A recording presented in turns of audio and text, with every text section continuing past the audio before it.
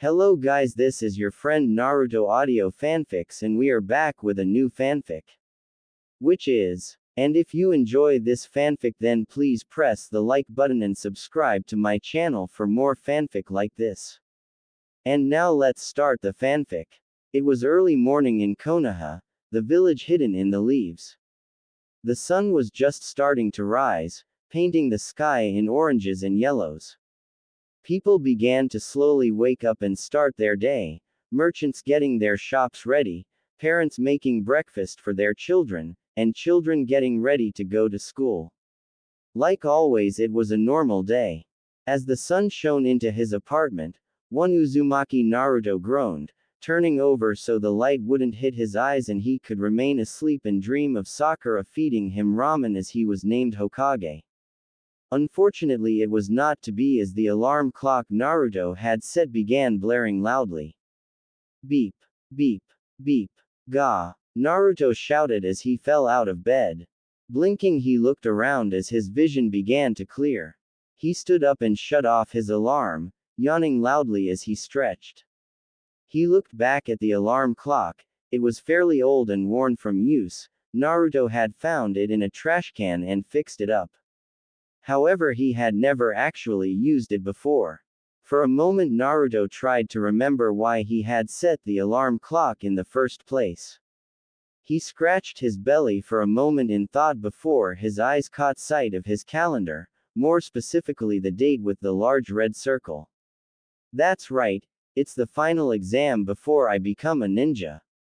Naruto shouted in a frantic voice as his eyes widened. He rushed into the bathroom, turning on the water of his shower as he took off his pajamas and stepped into the shower. The water was cold, freezing cold in fact, but Naruto had long since learned to ignore it. The owner of the complex was a rather cranky old lady who, like most of the villagers, meaning around 98% of the population, hated his guts. She had long ago turned off all the hot water that went to his apartment, forcing him to take cold showers. Finished washing, Naruto turned off the water, grabbed a towel and dried himself off. Moving back into his room, Naruto moved over to the closet. Opening it up revealed his entire collection of clothes. All of them were a bright orange tracksuit that he had managed to get. He had actually not even bought these, they had been too expensive since he had been charged triple the price for what most people would pay for normal clothing. Naruto had actually been forced to wait until the store owner had finally gotten rid of them, which was what the man had been going to do anyway when Naruto wanted to buy them, and then snatched them from the trash can. He grabbed one of them and went over to the dresser, opening a drawer and grabbing some underwear. He soon put his clothes on and made his way to the kitchen. Opening his cupboard, the blonde grabbed one of his cups of ramen, opening it up and pouring some water in it. He moved over to his microwave and opened it up, placing the ramen in it and setting the timer for 3 minutes. Like all the appliance he had, the microwave was beaten and battered, having been found and fixed up by Naruto after someone had thrown it out. As soon as the beep sounded, Naruto opened the microwave, grabbed the ramen and a pair of chopsticks and made his way out of the apartment. Not bothering to lock the door on his way out, after all, no one ever bothered coming here anyway. Naruto opened the door to the room where he had spent the last 6 years in training to be a ninja. He looked around for a seat and was disgruntled when the only open one he could find was the one next to Uchiha Sasuke, brooder extraordinaire and his ultimate rival. Naruto had never understood the brooding emo king. Everyone loved Sasuke, the girls in his class, the teachers in his class, the civilians and other shinobi in the village, everyone. The boy was handed everything on a silver platter, Konoha's golden boy. But for some reason Sasuke remained a cold and aloof bastard.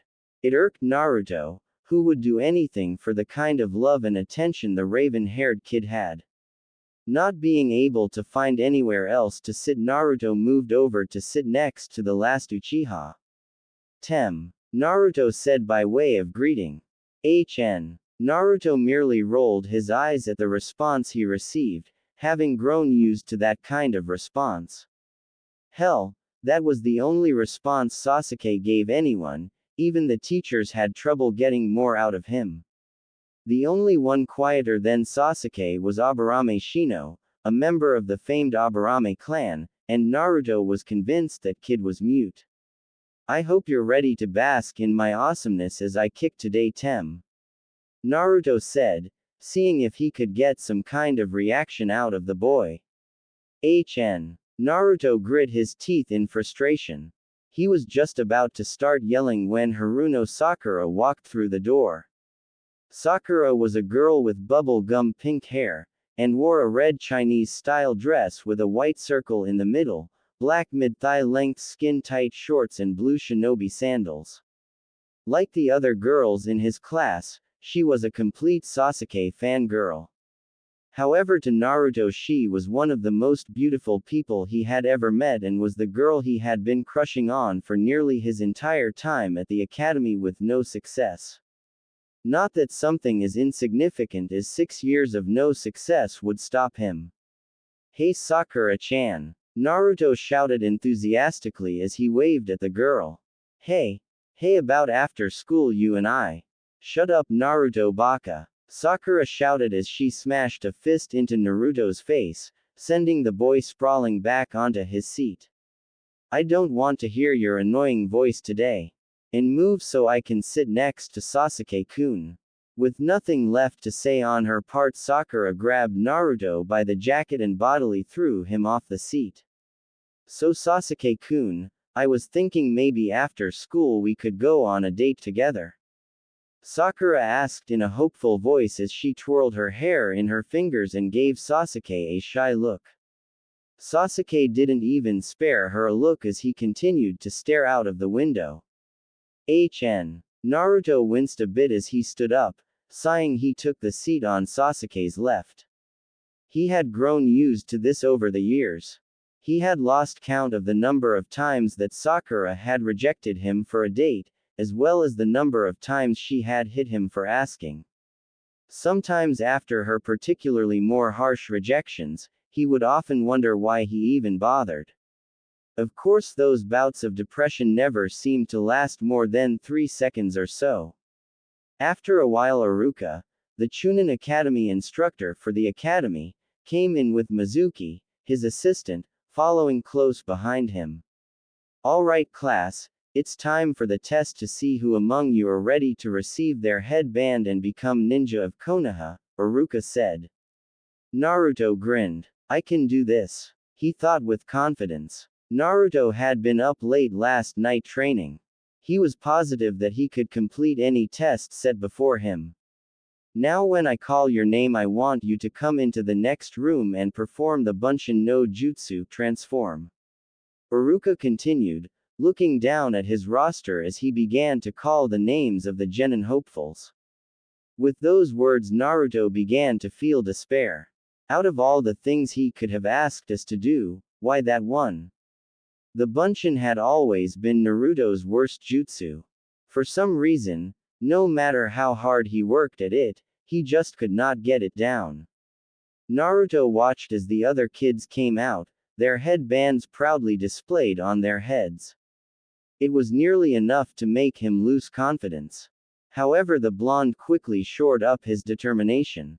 He was not going to fail again. He was Uzumaki Naruto, damn it. Uzumaki Naruto, Iruka called out. Naruto grinned, masking his nervousness behind a confident smile as he walked into the other room. Iruka took a seat behind his desk next to Mizuki. All right Naruto, show us what you can do, Iruka said. He was not quite sure what to think about the blonde boy. He had only recently, yesterday, started to try and understand Naruto, after having had a talk with the Hokage after Naruto had done a prank of painting the Hokage monument. The kid in some ways reminded Iruka of himself when he had been an academy student, the pranks, the constantly being loud in order to get attention. In the end he just decided to silently wish the boy luck. Naruto went through the hand seals required for the jutsu as he began to channel his chakra. Bunshin number Judas, he shouted. A large puff of smoke was created, and when it cleared, everyone's attention was on the clone next to Naruto. The completely dead-looking clone that was laying on the ground and twitching spastically. Several tick marks appeared on Iruka's head as he looked at the clone. You fail. Naruto's eyes widened. He couldn't understand it. He failed. But he had tried so hard, and he really wanted to pass this time. Come on, Iruka. I think we can make an exception this time, Mizuki said, surprising Iruka and Naruto. While he did not manage to create a clone, he did try really hard. Iruka sighed. I can't do that. Everyone else in the class was able to create at least 3 clones. And Naruto only managed to create 1, and look at it, it's pathetic. The Chunin instructor looked at Naruto.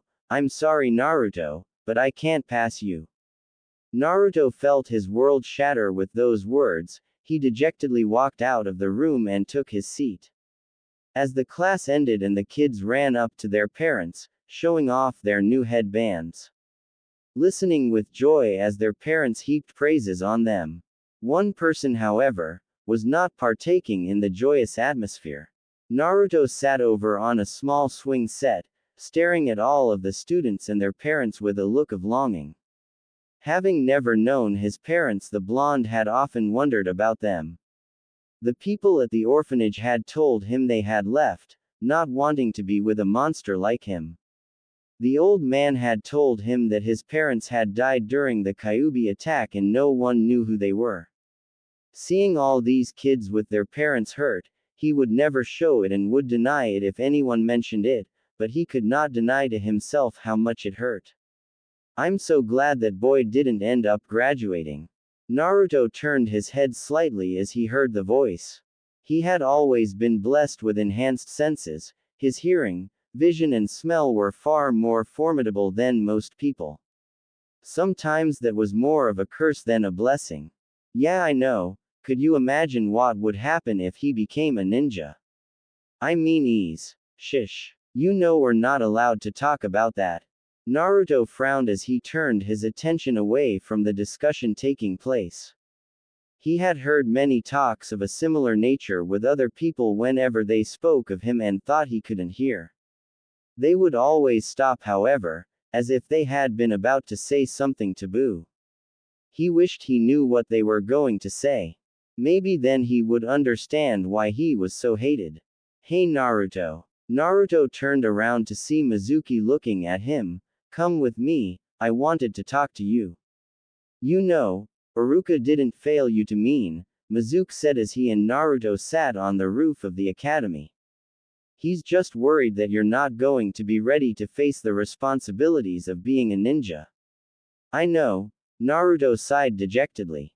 But I really wanted to pass this time. An evil of glint came to Mizuki's eyes, but Naruto did not see it. Then I guess I have to tell you. Naruto grinned as he entered the Hokage's office, having sneaked past all of the guards downstairs. It had been notoriously easy for him to do so. In fact, a part of Naruto was surprised by how easy it was, but he just chalked it up to his amazing skills. Now let's see. Where is that scroll? Naruto muttered as he looked around.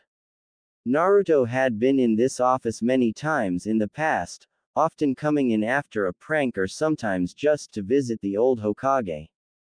The office was fairly standard. It had a wooden oak desk in front of him that had a window overlooking Konoha behind it. On the left was a couch and behind that were the pictures of the 4 Hokages. On the other side was a bookshelf filled with books and scrolls. Walking over to the shelf, Naruto looked at the scrolls. When he didn't see what he wanted, he frowned. He was about to turn around when his eyes caught sight of the stand right next to the shelf. Because Naruto had only given the room a cursory glance every time he was in here, he had never noticed it. The stand was really just that, a stand made of wood that had a large scroll on it. This has got to be it, Naruto said as he grabbed the scroll. He tied the ends with some ninja wire before strapping it to his back. He was just about to leave when the door opened up and Sarutobi walked in. Naruto, the old Hokage, blinked as he looked at the blonde. What are you doing here? Well, you see. Naruto racked his brain to find a way out of this. In his desperation, he realized there was only one chance. Naruto quickly made a hand sign and called out the only original jutsu he had. Waroke number jutsu. Naruto snickered to himself as he entered the forest. Ha! I showed Oji-san who's boss. With how easy it was for me to knock the old man out, he might as well just make me Hokage. Taking the scroll off his back, Naruto sat down and unrolled it. He looked at the first jutsu and groaned, Kage Bunshin. Not another Bunshin jutsu. The blonde sighed, oh well, might as well get to work. Deciding that it might actually be a good idea to read up on the jutsu in order to help him, Naruto looked over the description of the jutsu first. Kage Bunshin no Jutsu AB rank Kinjutsu, forbidden jutsu, that can only be used by ninja with higher than normal chakra reserves. This jutsu takes the user's chakra and divides it equally in order to create solid copies of the original. The more chakra the user has, the more clones they can create. Be warned, this jutsu also gives memory feedback every time a clone is dispelled and has been known to kill people who overused it due to this particular trait. Naruto gulped a bit at the knowledge that this had killed someone, though a part of him wondered what it meant by memory feedback. He shook his head. It doesn't matter if this killed someone. I'm Uzumaki Naruto and I'm going to master this. Determination renewed, Naruto stood up and began getting to work. With a jutsu this powerful, he would be Hokage in no time. Less than an hour later, Naruto found himself staring at 10 more copies of himself. The jutsu had been surprisingly easy. Blinking a few times, he reached out with a finger and poked one of them. Stop, that tickles, his clone said as he swatted the hand away. Naruto blinked again before a large grin spread across his face. Yada! I did it! Naruto shouted as he pumped a fist in the air. Yada! All of his clones shouted, emulating his actions. Naruto dispelled the clones since he didn't need them. However, when he did, Naruto found himself getting the images of himself and his clones from 10 other perspectives. What the hell? Was that what the scroll was talking about when it said memory whatever? Naruto asked himself. He shrugged. In the end, all that mattered to him was that he had mastered the jutsu. He was just about to go over some more jutsu from the scroll when a familiar voice yelled at him. There you are. Naruto looked up and saw Iruka stomping up to him. The blonde grinned as he jumped up and pointed a finger at him. Ha! Found you, Iruka-sensei. Baka! Iruka shouted as he stopped in front of his blonde student. I found you. Hehe, I guess you did, sensei. Naruto replied as he rubbed the back of his neck. You were pretty fast. I only had time to learn one jutsu. Iruka started as he looked around at the ruined clearing. He has been training hard, I can tell. Naruto jumped on the balls of his feet as he spoke to his sensei in an excited manner. Hey, but listen, Iruka, now that you're here, I can show you this totally awesome jutsu and you can let me graduate. That's how it all works out, right? Iruka, who was just about to go back to scolding Naruto, blinked. What? Graduate? Naruto nodded. Yeah, that's how it works, right? I learn a jutsu from this scroll and you let me graduate. Iruka looked at Naruto cautiously. While he did certainly look like he had been training, Iruka had no idea where Naruto had gotten this idea for graduating this way. Naruto, who told you, you can graduate this way? Iruka asked. Naruto tilted his head to the side. Mizuki-sensei did. He told me where to find this scroll and about this place. Iruka's eyes widened as he realized what was going on. He was just about to say something when he heard a whizzing sound and shoved Naruto away. Get down. Several kunai came out of the trees and impaled Iruka in the leg and arms. The Chunin instructor looked up and scowled. I see, so that's how it is. Wow, you got here pretty fast. Naruto, who had been staring at Iruka in shock, looked up to see Mizuki with a large grin on his face. Mizuki-sensei, what's going on here? Why are you attacking Iruka-sensei? Naruto mumbled. Hearing his voice, the two Chunin turned their attention to Naruto. Give me the scroll, Naruto, Mizuki commanded, holding out his hand. No, Naruto, don't give it to him. Iruka shouted. What's going on? Naruto asked, unsure what he should do. Mizuki used you to get the scroll. Iruka said, that scroll contains Konoha's secret and forbidden jutsu. He lied to you so you would do his bidding. Oh, I'll tell you who's lying, Naruto, Mizuki said with a smirk. Iruka looked over at Mizuki and saw the smirk on his face. It was then he realized what the white-haired traitor was going to say and his eyes widened. No, Mizuki, don't say it. You know it's forbidden. Naruto looked back and forth between his two senseis in confusion. What do you mean? Who's lying? They've been lying to you your whole life, ever since the degree of 12 years ago. Mizuki looked at Naruto with an insane grin. 12 years ago? Naruto shook his head. I don't understand. No. Mizuki, don't. Haven't you ever wondered why were you hated? Mizuki questioned, making the blonde's eyes widen. Why you were ignored? Why people treated you like you were worthless? Like less than dirt. Mizuki, stop it now. Iruka shouted to no avail. I'll tell you why, Naruto. Mizuki sneered. You see, what they don't want you to know was that the Yondaime did not actually kill the Kyuubi. Instead, he sealed it away inside of a newborn baby. Naruto began to tremble. While he never paid attention and didn't like to study, he had never been dumb. Stupid. Maybe a little. But living on his own since he was 5 had forced him to develop a little faster than most. No, he was not the brightest person, but he did have a decent amount of common sense and a keen ability to read others, something that had helped him immensely in the past when he had run into several drunken villagers. He knew that Mizuki was telling him this for a reason, that the child who the Kyuubi was sealed into and he were in some way tied. Mizuki confirmed his theory a few seconds later. You are the child he sealed the Kyuubi into. You are the nine-tailed fox. Naruto slumped to his knees. Everything made sense to him now.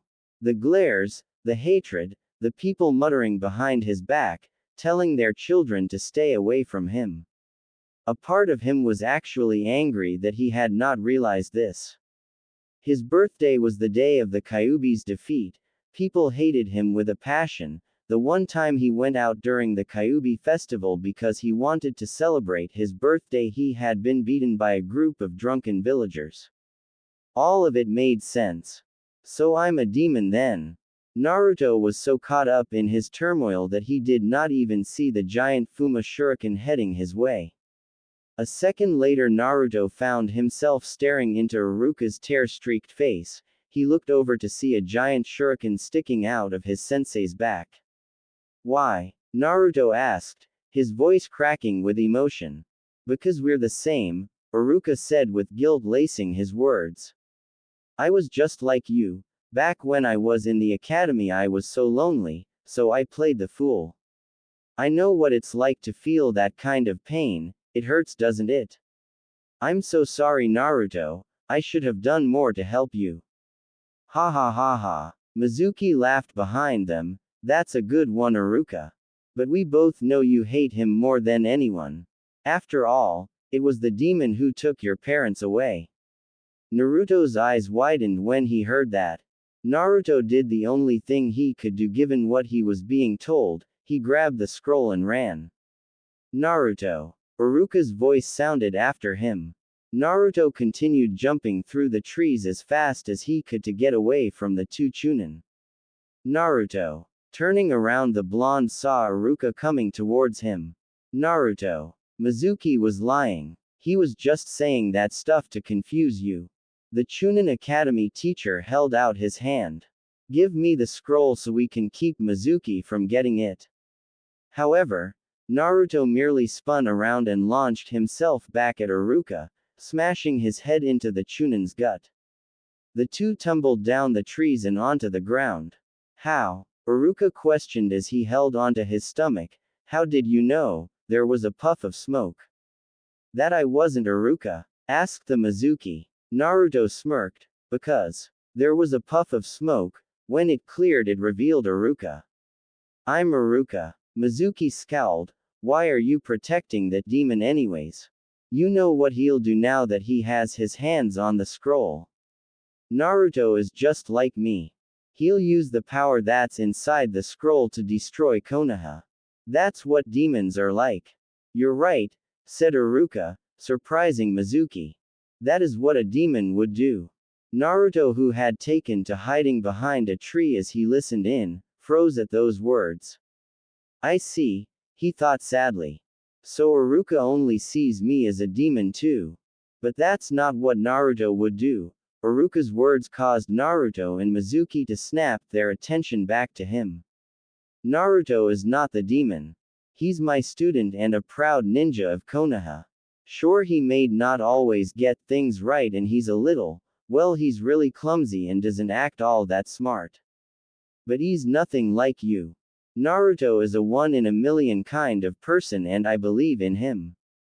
Naruto went from depressed to elated. Iruka believed in him. For as long as he could remember, only the old man and a nice father-daughter couple at Ichiraku Ramen believed in him. Having another person who believed he could succeed was an elating feeling. You know, Iruka, I was going to save you for later, but I've changed my mind. Mizuki sneered as he began spinning his shuriken on his arm as he got ready to launch it. Die. Just as Mizuki got ready to throw his Fuma shuriken at the Iruka, a blonde and orange streak crashed into him, launching a foot into his face.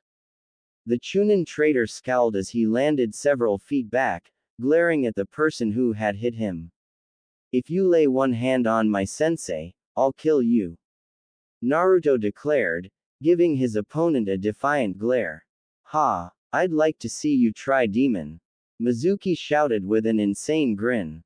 Naruto put his hands in a ram seal and began amassing his chakra for another jutsu that he had seen in the scroll. Taju Kage Bunshin no Jutsu. Both Iruka and Mizuki gaped as hundreds if not thousands of Narutos appeared within the forest. They were everywhere, a literal sea of orange that almost blocked out all of the green of the forest. What's wrong, Mizuki-tem? I thought you were going to kick my. One of the clones shouted. Another cracked his knuckles. Well, if you're not coming to us, I guess we'll just go to you. The clones all jumped up and headed towards the terrified traitor. Naruto grinned as he looked down at the mass of black and blue flesh that had at one point been Mizuki. Hee, maybe I went a little too hard on him, the blonde said with a sheepish grin. Unbelievable, Iruka thought in awe. To be able to have learned such a powerful jutsu in less than an hour, and the number of clones. He said that he wanted to surpass the Hokages, and I'm beginning to believe he just might do it. Naruto, Iruka said, getting the blonde's attention. Come here, I have something I want to give you. Naruto blinked before walking over to him. What's up, sensei? Close your eyes for a moment, Iruka said. Naruto did so, and as he did, felt a weight being removed from his head before a new one took its place. Okay, you can open them now. Naruto did so, and his hand went to his head, feeling the cold metal and notched grooves of a Konoha headband. Iruka had his goggles in his hand. Congratulations. You graduate, Iruka said with pride. And to celebrate, we're going out for ramen tonight. Naruto smiled and was hard-pressed not to cry. He decided to hide his tears by jumping on Iruka in a hug. Iruka-sensei. Oh wow. Naruto, that hurts. Iruka said, though he was pleased to see the boy so excited. Thank you, Iruka-kun. You may leave for now, Sarutobi said as Iruka escorted Naruto to his office. It was late and Iruka and Naruto had just gone out for some ramen after a clone had given Sarutobi the forbidden scroll. However, he had wanted to talk to Naruto and make sure he was alright. Sure Hokage-sama, Iruka said, I'll see you in a week Naruto. As Iruka closed the door behind him, Sarutobi turned to look at Naruto. Naruto, Sarutobi started, only to stop as Naruto launched himself at him, grabbing onto the old Hokage as he cried. Sarutobi was actually surprised. In all his years of knowing the blonde, he had only ever seen him cry once. The one time he had gone out to the Kyuubi festival and gotten beaten by a group of drunk villagers. I guess what he learned today was too much for him to take, Sarutobi thought as he wrapped Naruto in a hug. Sorry, Gigi, Naruto said with a small hiccup. For what? Sarutobi asked, amused. The scroll his back. You helped me root out a traitor and just became a genin. I got your robes wet. Naruto pointed at the small wet spot from his crying. The Sandaime looked down to see that his robes were indeed wet from Naruto's tears. Sarutobi held in a snort of amusement. Of all the things Naruto could be sorry for, it was for getting his robes wet. Gigi, Naruto said in an abnormally quiet voice. Is it true? What Mizuki said. Sarutobi sighed. He had known this was coming at some point and had hoped to have some time to prepare for it. It is. So I am a demon, Naruto said, looking down at the ground, tears forming in his eyes. Sarutobi grabbed Naruto by the shoulders, making the blonde look up at him. Naruto, I want you to listen carefully. You are not a demon. When the Yondaime sealed the Kyuubi into you, he had made it his dying wish for you to be seen as a hero. A hero? Naruto questioned, getting a nod from Sarutobi. Why? Because Naruto, it is only thanks to you that the Kyuubi is safely locked away. You are the entire reason that Konoha is still standing today, Sarutobi said. Really? Naruto asked, his voice a little hopeful. Yes, Sarutobi said, you are the hero of Konoha. Then, how come everyone hates me? The blonde asked. Sarutobi sighed. They don't hate you Naruto, they just don't understand. Sealing, or Fuinjutsu as it's called, is one of the most obscure ninja arts there is, and the hardest to master.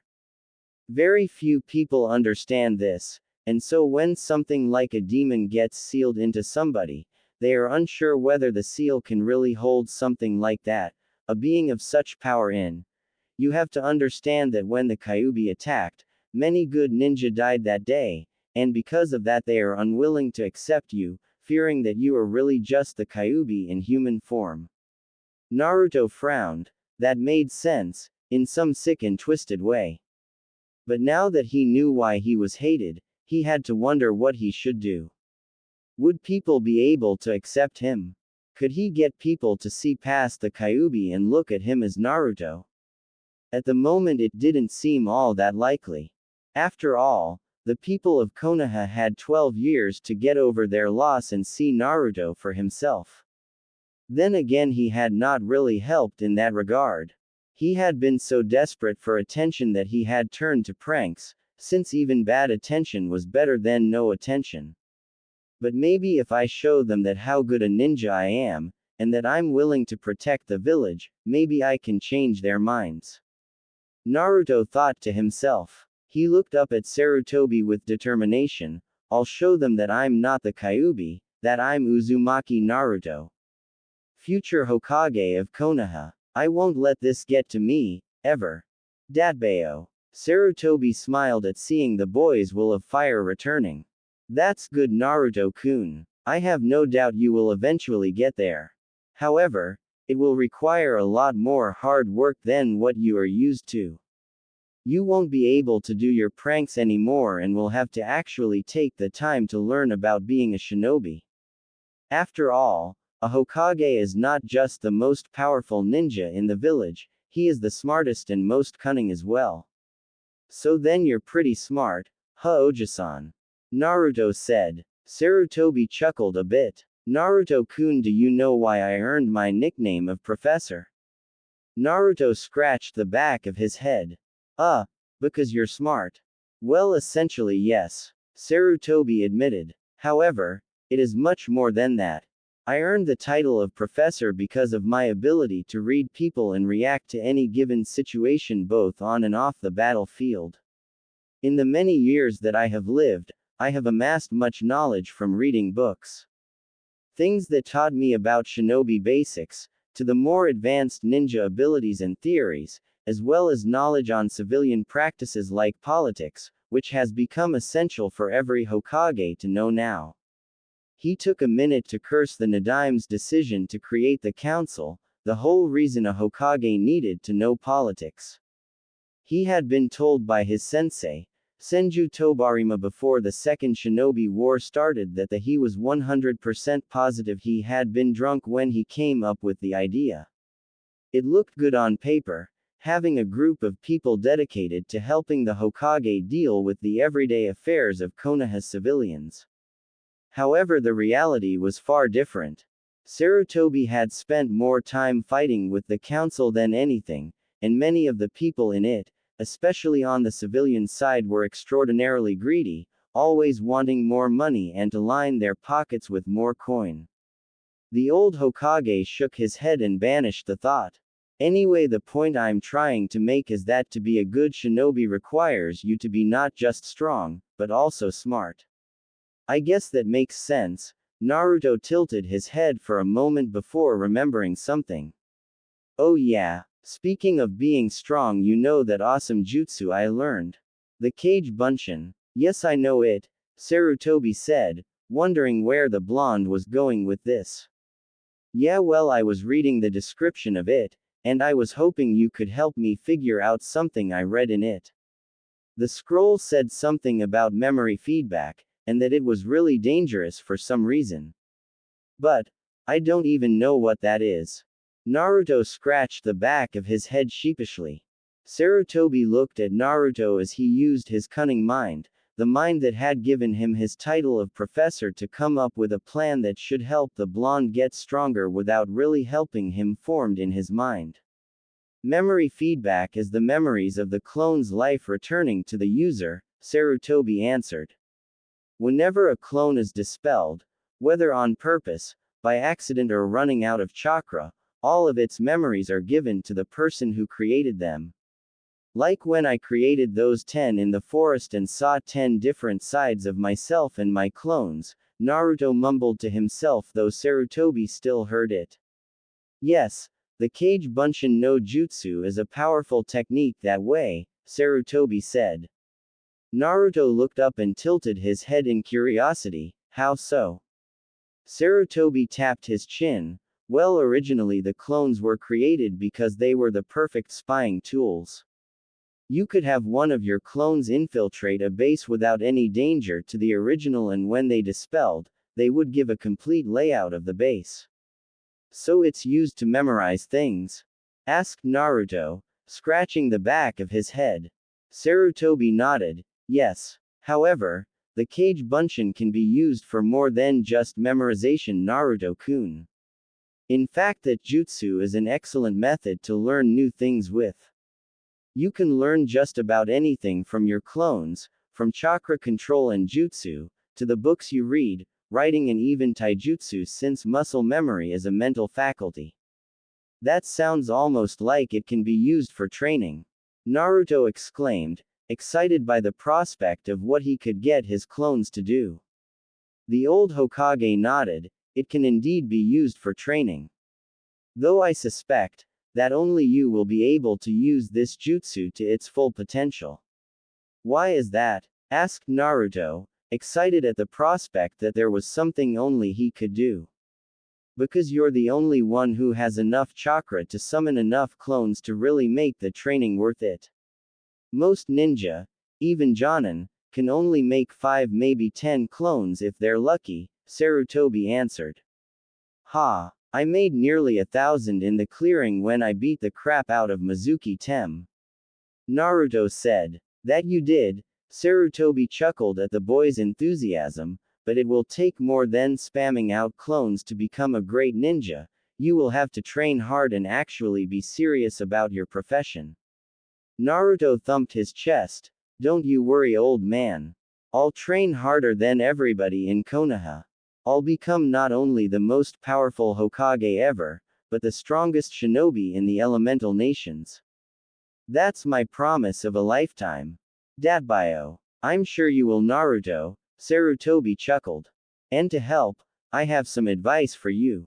But before I tell you what it is, I want you to promise me you will listen to everything I have to say and follow the advice I give you to the letter. Naruto grinned as he thumped his chest. Don't worry, Oji-san, I promise on my honor as the future Hokage of Konoha that I will listen to what you have to say and follow your advice. Datbeo. Sarutobi smiled before he began. Very well then. Now since you are a shinobi, you will have access to the ninja section of the library. There you will find scrolls on chakra theory and control, ninja basics, and I think they even have a few books on Fuinjutsu if you're interested. Though I would also suggest reading books on things like politics and other civilian practices. If you're going to be Hokage, you will need to know these things. I want you to start off by finding books on basic chakra control and theory, as well as a taijutsu style that will suit you if the basic style does not. I know you do not want to hear this, but the basic principles are the most important aspects of being a shinobi. Without them you cannot grow because you do not have the essential steps necessary to advance in skill. Sarutobi looked at Naruto. Promise me you will do this. Naruto nodded, for once actually paying attention to what he was being told. You got it, Oji-san. I promise. First thing tomorrow morning I will go to the library and look up that information. Naruto frowned for a moment. Though, I don't know if they'll let me in. Sarutobi frowned. He knew that a lot of places did allow Naruto entrance, like many of the shops and restaurants. Thankfully, the library, unlike the shops and restaurants, was government-owned, meaning he was the only one who could bar someone entrance. If they try to bar you entrance, just tell them barring entrance to a shinobi is illegal and that if they try they can take it up with me. Also, might I suggest some new clothes? New clothes? What's wrong with these clothes? Asked Naruto. He liked these clothes. They were orange, and warm, and comfortable, and orange. Naruto, I know you like the color orange, however it is not a good color for a shinobi. Sarutobi said, when you are out on a mission, those clothes will stick out like a sore thumb, and a ninja is supposed to blend in. Deciding to add some incentive, Sarutobi added another thing. Besides, if you wear clothes that are more shinobi-like, it will add a powerful and mysterious image to you, making people recognize how powerful of a ninja you are. That seemed to get Naruto hooked. I'll do it, Oji-san. He frowned for a moment as he remembered when he had tried buying other clothes a few times, however he had always been kicked out of the stores before he could even take a look at the clothing selection. Good. Sarutobi smiled. Now you have a whole week to get stronger before you get your Jonin-sensei assigned. The Sandaime said, I suggest you use this time to catch up with the rest of your class. With Kage Bushins you should be able to get a decent level of knowledge and learn the basics. Though you will have to do physical exercise yourself, since clones can't do that for you. Naruto blinked. Why not? Because a clone is merely a chakra construct, it's not your real body, therefore it can't help you grow physically, Sarutobi answered. Now it's getting late, so why don't you get to bed? That way you can start getting stronger early tomorrow. Right. Naruto shouted enthusiastically. I'll see you later, Gigi. Sarutobi watched as Nato left. With the knowledge of that jutsu he should be able to grow strong. Sarutobi looked at a picture of Minato. Your son is on the path to being a great shinobi, Minato. The next morning Naruto woke up early feeling fresh as a daisy. despite having been up late last night helping deal with a traitor and the shocking revelations that followed. He stood up and stretched out, working out some of the kinks he had gotten from the night before, and after that he started to get ready for the day, getting showered, getting dressed, eating his ramen and then heading for the library. As he walked down the street, Naruto ignored the glares and mutterings sent his way. While they still kind of bothered him, he refused to let it get to him in any way. Now that he knew why he was hated, he was more determined to make them see that he wasn't some demon. That he was a proud shinobi of Konoha. He would start by following his grandfather figure's advice and start getting stronger and smarter. Hence the reason he was heading to the library to study. He didn't much like the idea of studying, but he had promised Sarutobi as a future Hokage, so he had to go through with it. And if there was one thing Naruto would never do, it was going back on his word. Who knows, maybe it would actually help. Naruto entered the library and looked around, feeling his eyes widen at the sight before him. He had never been to the library before and was amazed at how large the place was. There were about 4 stories in the library altogether, and all along the walls and in aisles going down the library were books, loads and loads of books. It was giving him a headache just looking at them. Just as Naruto was about to make his way towards the ninja section of the library, he was stopped by the custodian. "I am going to have to ask you to leave, boy," the custodian, a woman who looked to be in her mid-50s, said, spitting out the word boy with venom. Naruto's first desire was to jump at the woman and start yelling about how she couldn't kick him out. However, he had promised Oji-san that he would be an amazing ninja, and ninja were mature and did not lose their emotions over something as simple as this. Instead, he merely looked at the woman calmly as he spoke. "Listen, lady, I happen to be a shinobi of Konoha, and it's illegal to bar me entrance into the library." To emphasize his point, Naruto pointed to his headband, making the woman pale a bit. "Of course, if you feel this is still a problem, I am sure that I could escort you to see Hokage Oj-sama and we can work it out with him." Naruto breathed a sigh of relief. He had almost called the Hokage Oji-san, but that would not sound good if he called the Hokage that right now. After all, most people could never get away with calling the most powerful ninja in the village an old man.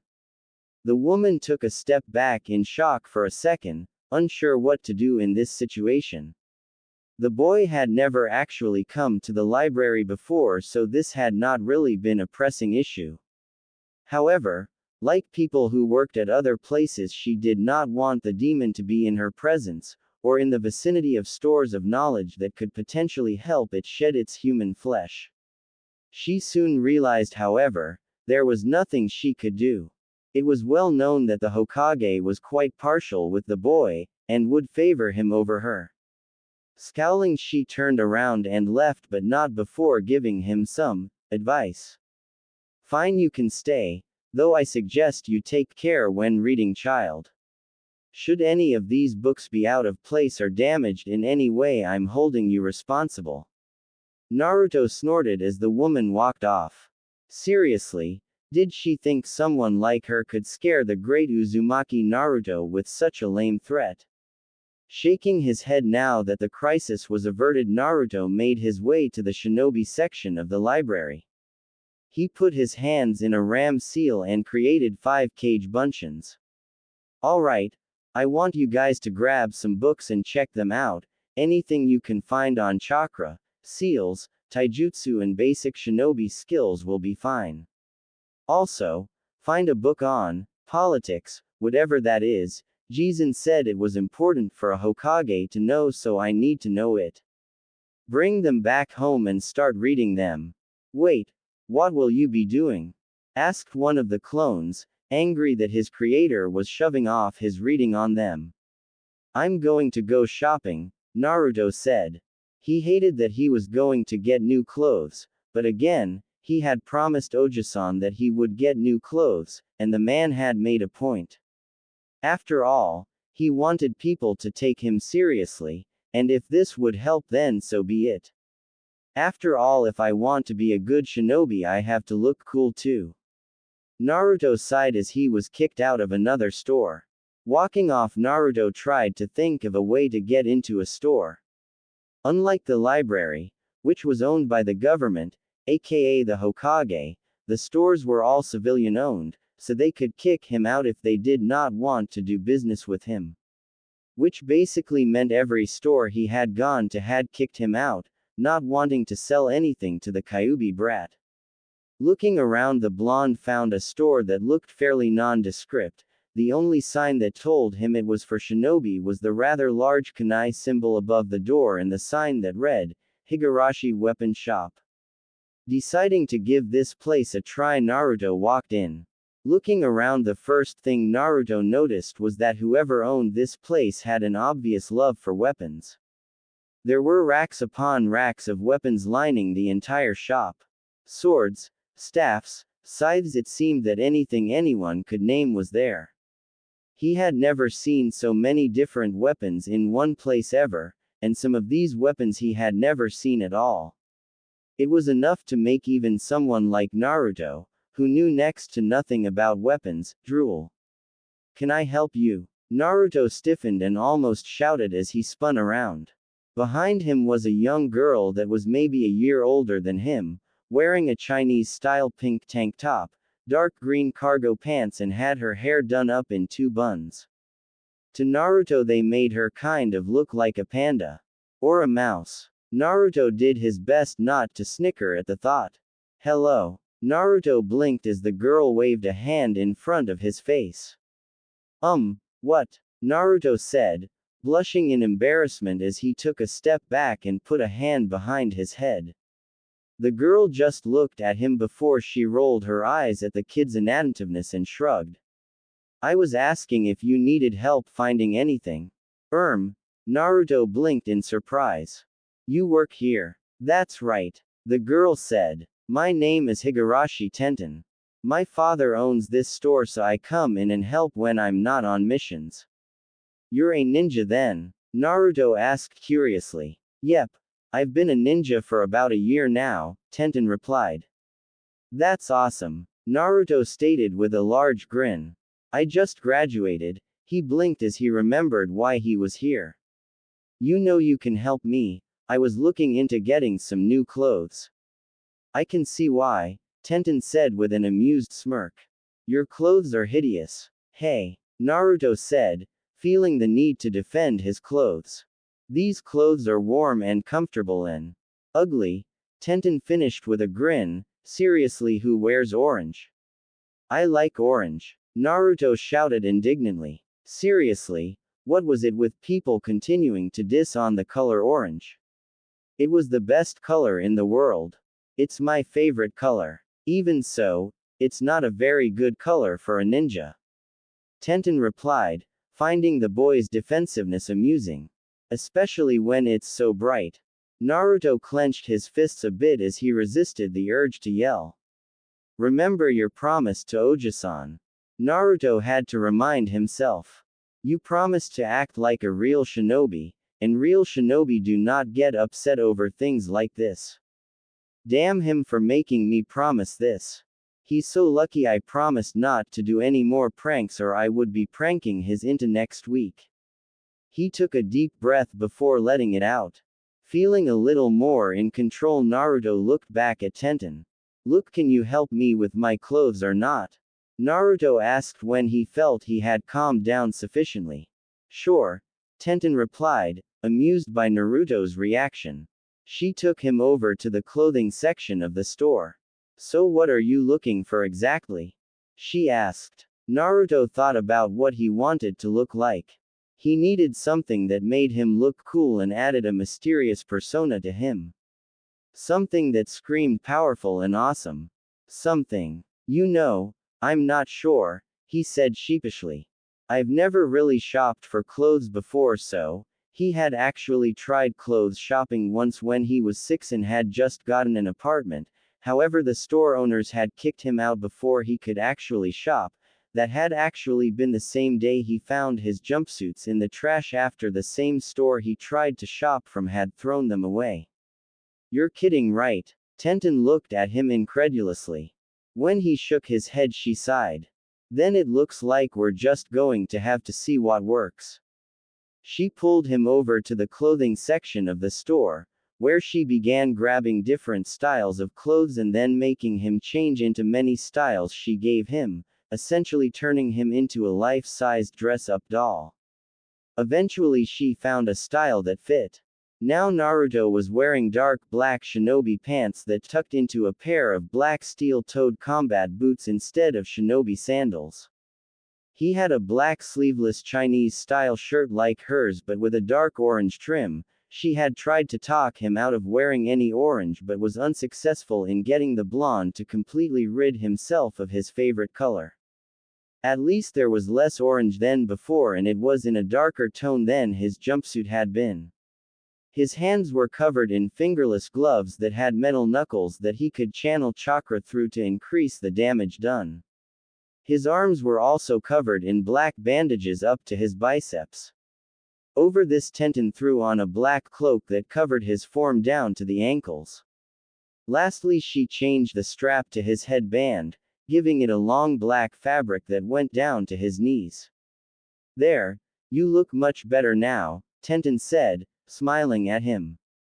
Indeed he did look much better. Now that she was seeing him without all the orange he actually looked cute. Now you like a real shinobi. You think so? Naruto blushed as he scratched the back of his head. Of course. So will that be all? Tenten asked. Yes Naruto paused for a moment and his eyes glazed over as the memories of one of his clones hit him. Hello? Anybody home? Tenten asked at seeing the blonde space out again. This kid is so weird. Actually I do need some more things, Naruto said, turning his attention back to Tenten who was looking at him with her head tilted. First, do you have any training weights I can buy?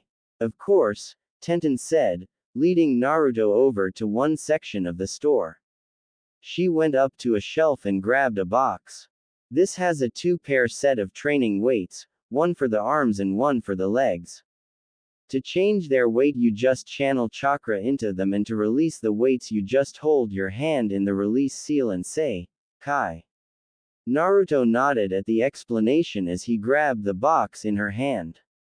Next up I need a standard set of kunai, shuriken, explosive notes, smoke bombs, and ninja wire, flash tags, a ceiling scroll to put it all in and, Naruto closed his eyes as the information of another clone hit him. This was going to take some getting used to. And a bow staff. A bow staff, huh? Well, you're in luck because we have all of those things. Tenten said, once more leading him around the store. Now then, what kind of staff are you looking for? She asked as she grabbed some of the other equipment he had asked for. Naruto blinked as he went through the information of his clone. It needs to be made of a light material, but have heavier ends for added force. If I can get something that has studs or some kind of protrusions to do more damage, that would be awesome too. And I want to be able to channel chakra through it. Wow, that's quite a detailed item you want. Ga, kya. Both Naruto and Tenten yelled as they spun around. Naruto found himself staring at a bull of man. Large and built like brick shit house. The man had muscles on every part of his body that Naruto could see. He even had muscles on his muscles. He had brown hair and brown eyes much like Tenten. He was wearing an off-white shirt, brown pants and a pair of brown boots. Damn it too, San. Tenten shouted as she clutched a hand to her chest. How many times have I told you not to sneak up on me? And especially when I'm with a customer. Tenten's dad merely laughed. Aw, take it easy, Tenten. Beside, aren't you ninja supposed to be more aware of your surroundings? Do you want to be used as target practice again? Tenten asked with a maniacal gleam in her eyes and had one of her hands inside her kunai pouch. Her dad merely sweat dropped before he coughed and turned his attention to Naruto. So I heard what you want. That's a pretty descriptive weapon. You're fortunate that I have just the thing. Naruto watched with a mixture of shock and weariness as the man led him and Tenten to the back room, which turned out to be a forge. Getting a ladder, the large man positioned it above a shelf and climbed up. Not finding what he was looking for, he got off and repeating this process several more times. I know I put it somewhere, but where? Aha! Here we are, the man said as he came back down the ladder with a large object that was wrapped in cloth. This was actually custom made for someone else, but well, he had died before I could give it to him. Since it's just been collecting dust over the years, I figured I may as well get rid of it. Naruto and Tenten followed the large man back to the front where he rang Naruto up. Now all that stuff you got there will come to around 10,000 yen, Tenten's dad said. Naruto cringed a bit but got out the necessary money. It would put him back by a lot, especially since he would no longer be able to gain a stipend from the Hokage since he was a ninja. That meant he would have to find some other way to get food, so he could use the money he had left to pay for utilities. I think you missed the staff, sir, Naruto said as he realized that the staff should be a lot more expensive than all of his other stuff combined. Nah, it's good, the man gave a dismissive wave of his hand. You can have it to commemorate your first time shopping here. Tenten gasped. Her father had never given anything away, ever. Yet he had just given what Tenten could tell was one of her father's finest pieces of work, and to someone he just met. Naruto was even more shocked. This man had to know about his status as the Kyuubi container. There was no possible explanation for him not to know. Oja-san had told him that everyone who was old enough to remember that night knew of his status. Yet here he was giving him something that looked like it had taken more time and effort to make than all the time and effort that Naruto had put into all of his pranks combined. Why? Naruto asked in an uncharacteristically quiet voice. You know who I am. Both Tenten and her dad saw Naruto's hand unconsciously go to his stomach. One looked at him with understanding while the other was just confused. Because I'm not like most of the fools in this village, kid, the brown-haired man smirked at the blonde. Besides, it's not like I'm giving this away for free. Naruto looked up at him. I expect you to come here for all your shinobi needs. Naruto looked at the man with shock. He realized that this man was also someone he could count on to see him for who he was and not what he held. He gave the two there one of his most brilliant smiles. Thanks, Mr. Kato, the man replied. Thanks, Kato-san. Naruto bowed before grabbing his equipment and running off with a grin. I'll make sure this staff becomes famous when I'm Hokage, he yelled out as he left. Tenten looked over at her father in undisguised curiosity. What was that about? She asked. Nothing that concerns you for now, Tenten, Kato replied as he looked at where the blonde left. Minato, Kushina, I hope that this will help your legacy grow, it's all I can do for him. The next day found Naruto in a training field working on several different shinobi aspects. He had summoned around 100 clones to help him and had them divided into groups of 25.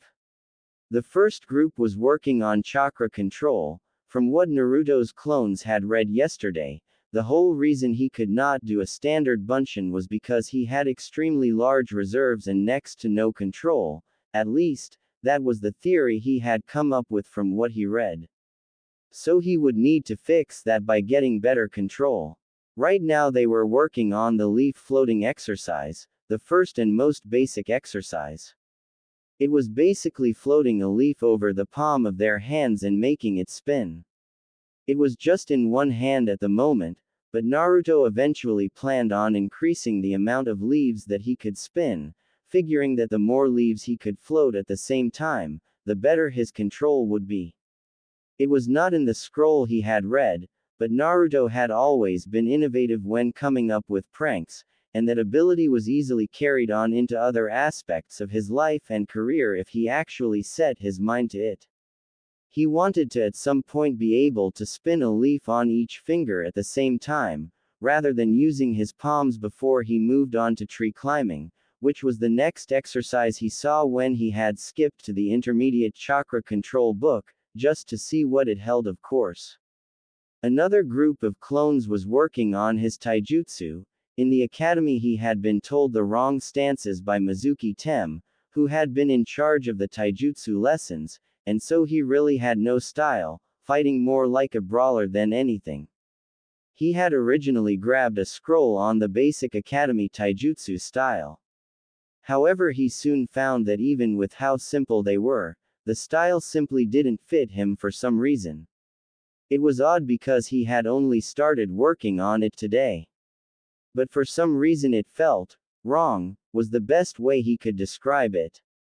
Like his body type just didn't have what the style called for, or maybe that his mindset did not work for it. Whatever the case, the style did not work and he had to find another one. Thankfully, his clones had found several other styles that they felt would be useful.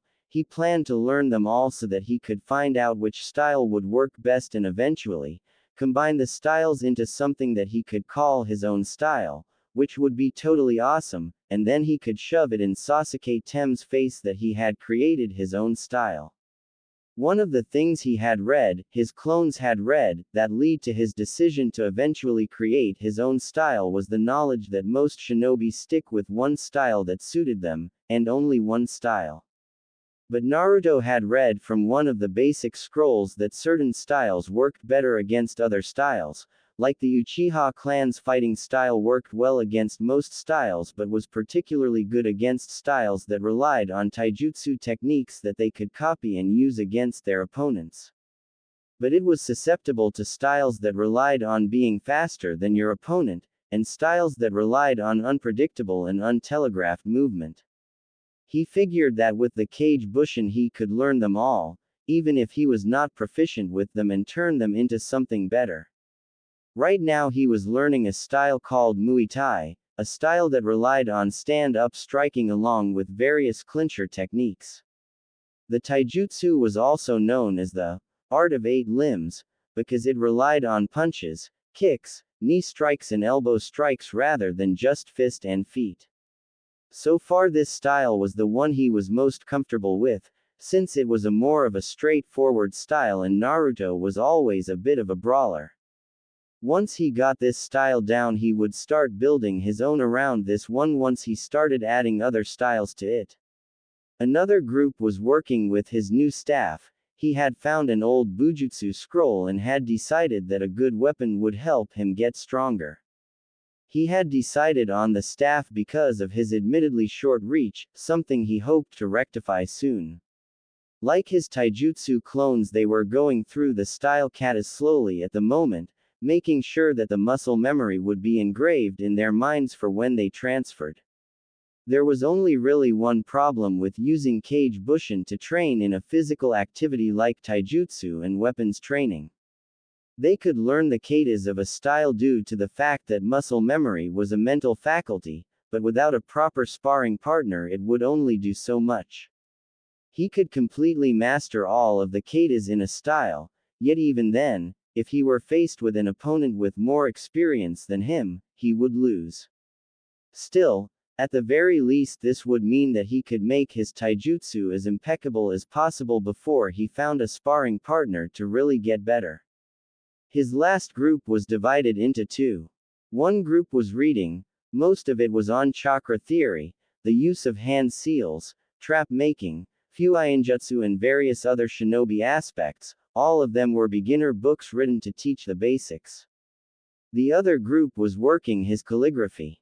Naruto had decided that he was going to be better than all the Hokages, and had figured that surpassing the Yondaime in what he was best known for would be the best way to show how awesome he really was. The first thing Naruto had learned about the complex art of sealing was that it required a steady hand, and absolutely perfect brush strokes. One wrong mark on a seal and the results could be explosive. This meant he had to work on his calligraphy, because even if he did not want to admit it, his handwriting sucked. So Naruto had been forced to delegate a group of clones to getting better handwriting. It was a basic skill he needed to learn, and while it sucked, he remembered Sarutobi's advice about basics being the fundamental stepping stone into more advanced stuff. At least he was pretty sure that was what he had said. The man had talked so much when he had been giving advice that Naruto was not sure he got it all. Meanwhile, Naruto himself worked on the physical aspects of his training. He would start off with laps around the training field he had chosen, Training Ground 43, a training ground right next to the Forest of Death, not that he knew that, since it was completely secluded.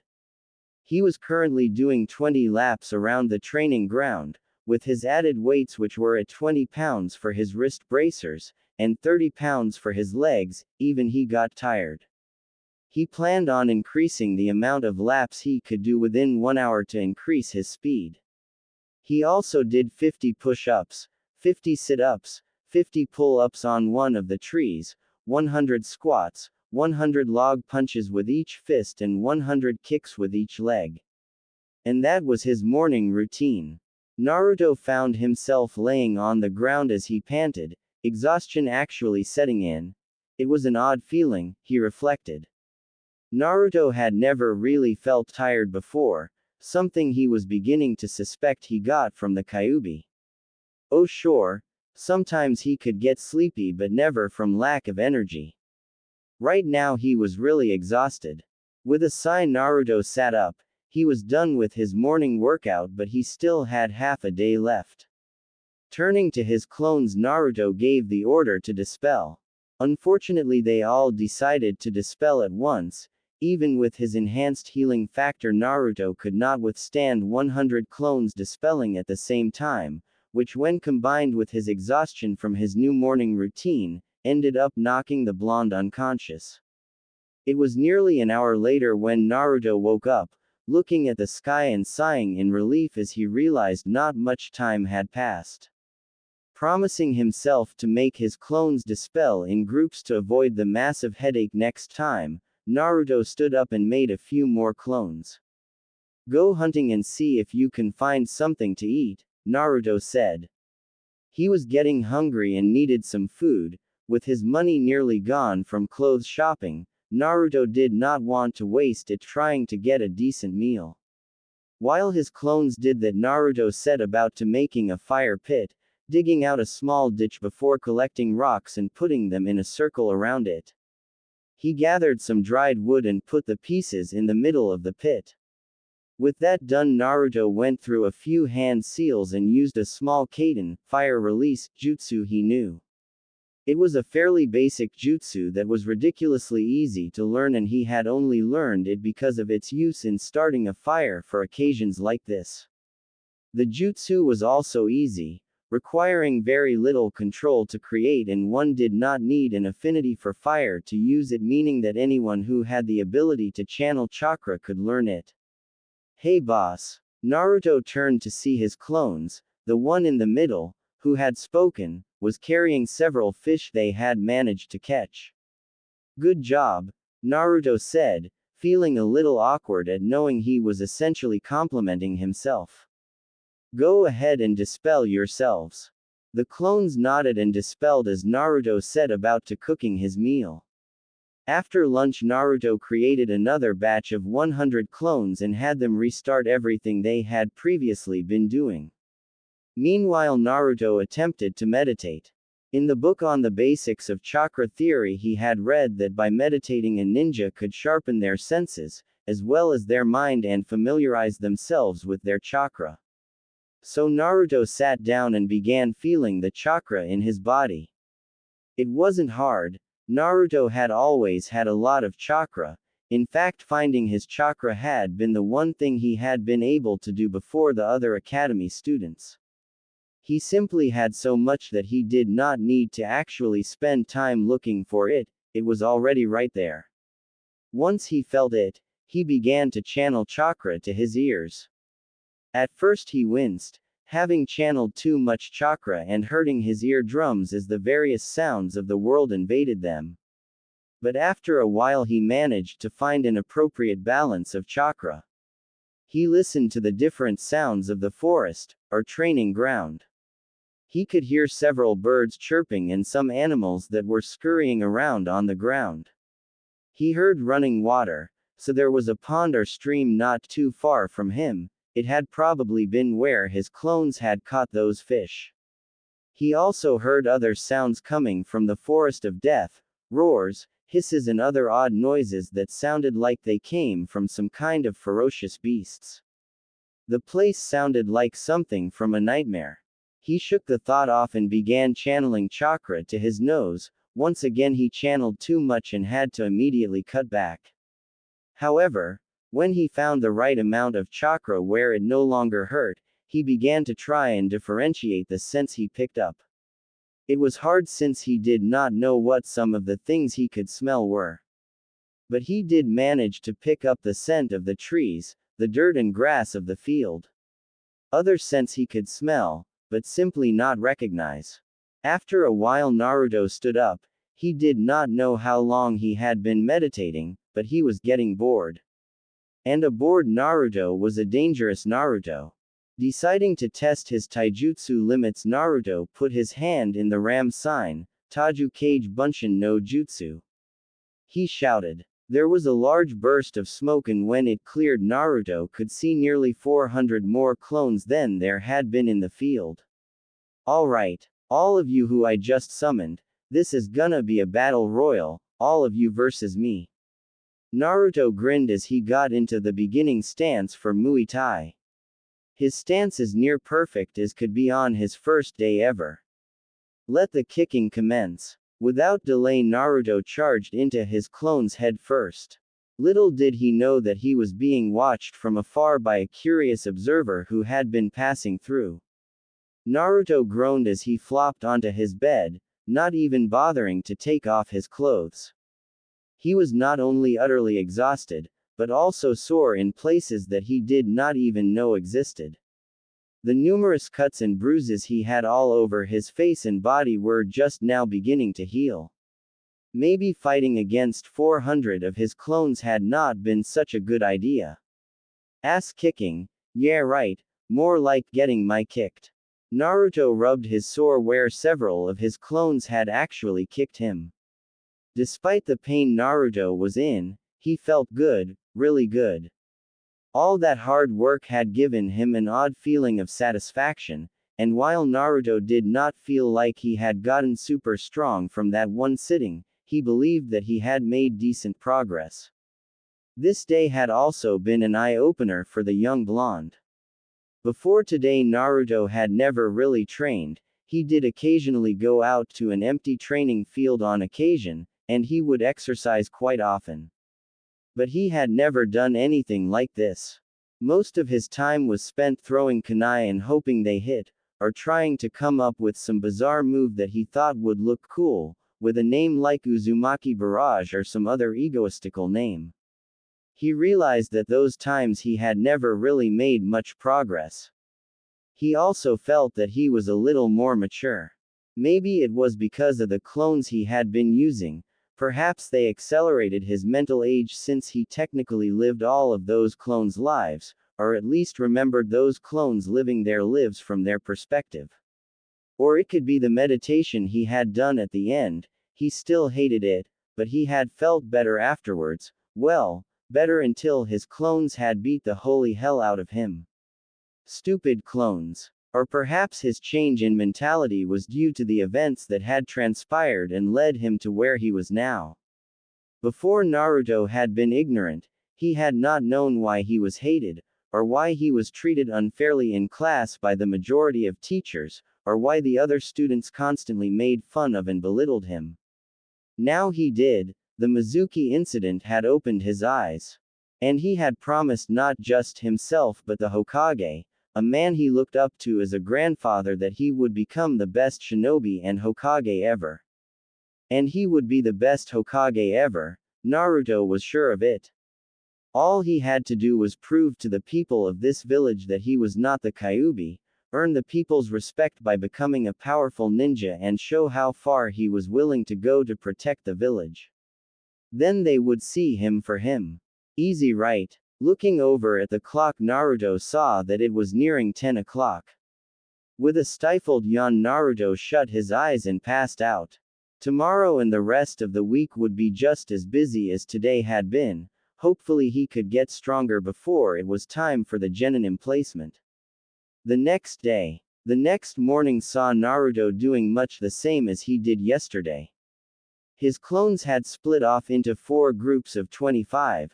They would again work on chakra control, taijutsu, bujutsu, and then reading and fuinjutsu, calligraphy for the moment. Meanwhile, Naruto would do his physical workout. It was a little harder than before. Naruto had decided to increase the weights by 10 pounds, so he was having a few problems. But he still managed to pull through his routine, and this time, he was not quite as exhausted, since his body was already adjusting due to the Kyuubi. Naruto began having his clones dispel in groups of 10, that way he would not pass out from memory overload. He created 4 more and told them to go out and hunt. Meanwhile, he was getting the things necessary for the fire pit.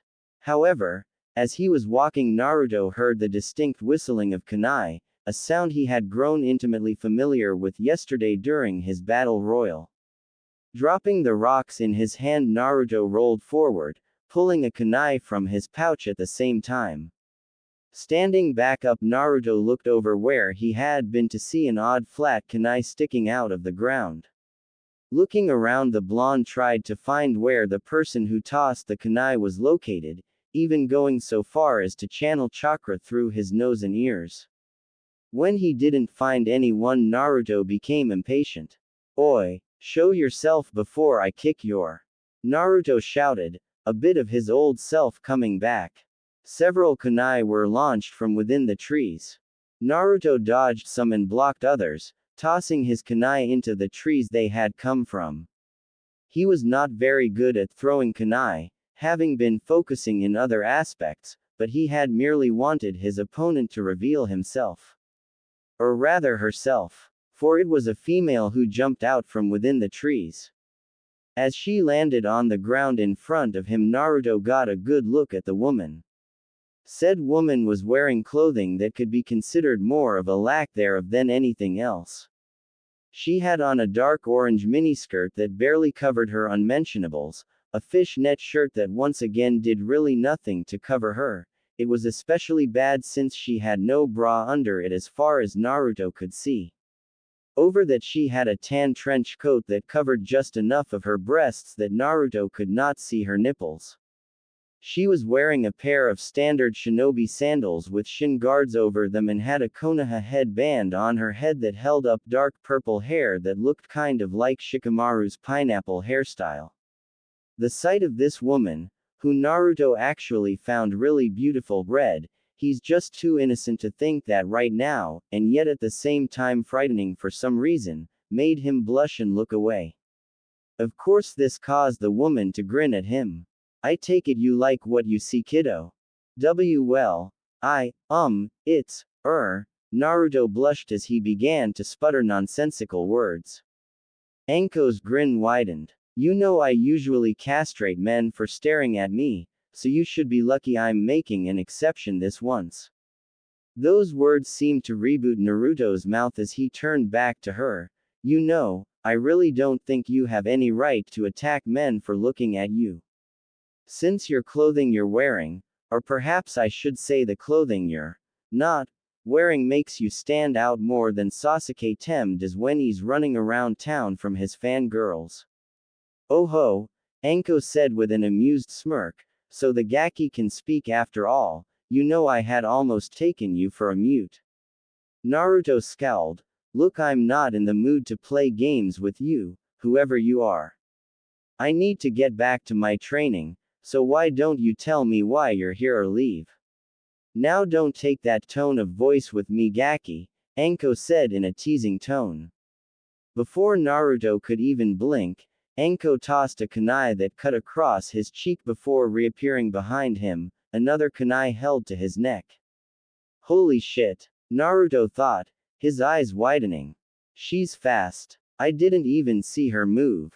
I was just curious to see who was training out here is all, Anko said in a pouty-sounding voice as she wrapped her arm around his neck and pressed her chest into his back. She grinned as Naruto released an involuntary shudder and his blush came back full force. Really? I mean, when you get a new neighbor, it's common courtesy to greet them.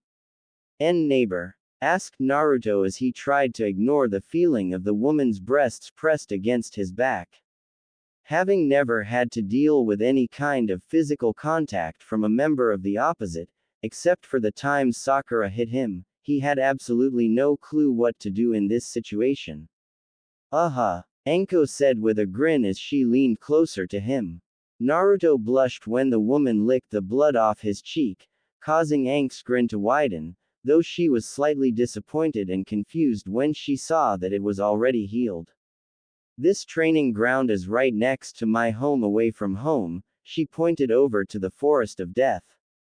You train there? Naruto asked incredulously. He did not know what was in there, but if what he had heard the other day was any indication, it was not a friendly place. Yup, Anko said, smiling at him.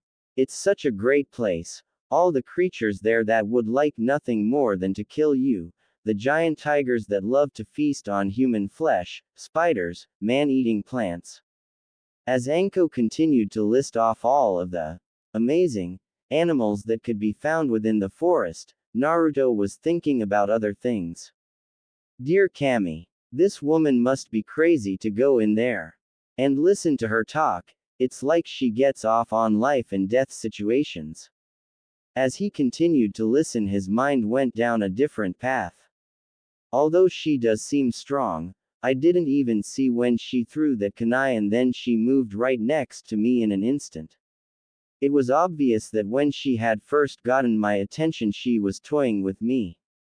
I wonder. You never told me your name, Naruto interrupted the scantily clad Kunoichi, who was currently talking about the best way to eat dango. How she got on that topic without Naruto noticing is anyone's guess. Well, since you're asking, why don't you tell me your name first, Gaki? Anko said. Naruto gave her a cheeky grin. Since you interrupted my training to introduce yourself, I believe it's common courtesy for you to give your name first. Hey, well, I suppose you got me there, Anko smirked. Well, alright. I am the Super Midorishi Anko.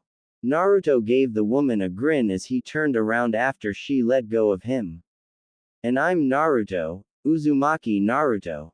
Future Hokage of Konoha. He stuck out his hand. Pleased to meet you. Anko blinked in surprise. Wait, this is the Kyuubi Gaki. Last time I saw him he was wearing that hideous orange jumpsuit. She had not seen the boy often. Usually she would spot him after he had done some kind of prank and started running from the Chunin, Jonin and occasional Anbu afterwards. She actually found the boy's pranks to be pretty funny and had always looked forward to seeing what kind of havoc he would cause next. Anko looked the boy up and down. Well, he definitely looks more like a shinobi in that. I wonder what happened to his jumpsuit. Pleasure to meet you, Gaki, Anko said, taking the hand and shaking. One of Naruto's eyes twitched. You know I told you my name so you would use it.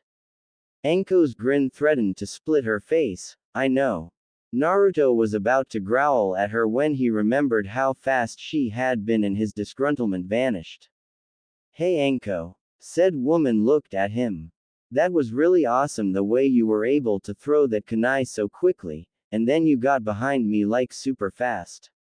So I was wondering if you would be willing to help with my training. Anko's eyes actually widened for a second. She had not thought he would actually request something like that, or request anything at all really.